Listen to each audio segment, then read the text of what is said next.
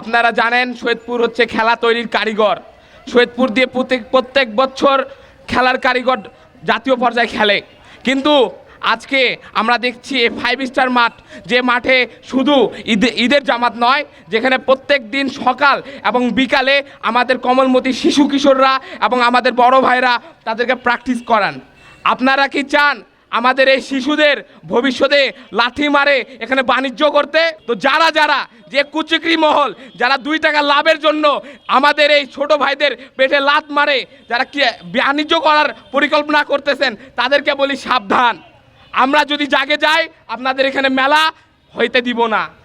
ভুলে যাইয়েন না, ফেসিস্টের আমলেও এখানে একটি মেলা হয়েছিল, আমাদেরকে বিতাড়িত করে মেলা হয়েছিল, সে মেলাও কিন্তু টিকেনি।